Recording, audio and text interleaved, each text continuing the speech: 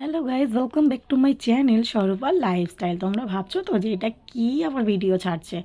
না না, তেমন কিছু খারাপ ভিডিও না। তো দেখো, আজকে আমি কিন্তু রেডি হয়ে গিয়েছিলাম ঘুরতে। আর রেডি হয়ে আমি তো কোথাও থেকে ঘুরে আসলে তো একদম টায়ার্ড হয়ে পড়ি।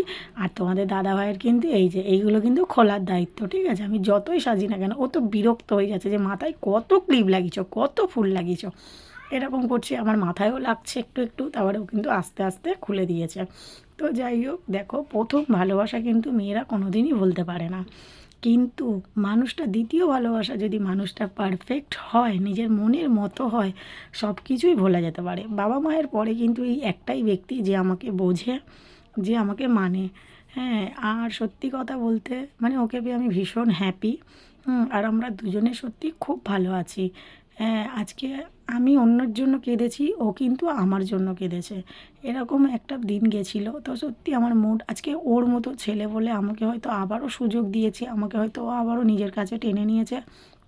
সবাই কিন্তু এটা পারে না। সত্যি ওর মন অনেক বড়।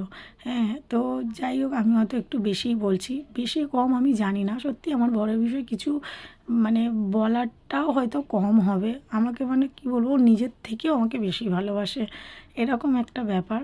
তো চাই না রে, তুই খুব ভালো রে, চাই না আমি অন্য কারোর জন্য তোর চোখে আর জল আনতে। তো লাভ ইউ সোনা, লাভ ইউ জান। তো এইরকমভাবে আমার পাশে থেকো, সবসময় আমার আবদারগুলো পূরণ করতে থেকো। আর এই যে রেডি হওয়ার দায়িত্ব আমার, আর কিন্তু খুলে দেওয়ার দায়িত্ব সারাটা জীবন তোমারই থাকবে। তো এটা মাথায় রেখো। আর আর তো তোমার নামে আমি কী বলবো জানি না, আমার মুখের ভাষা হারিয়ে ফেলেছি। তো ভিডিওটা এই অবধি রাখলাম, টাটা।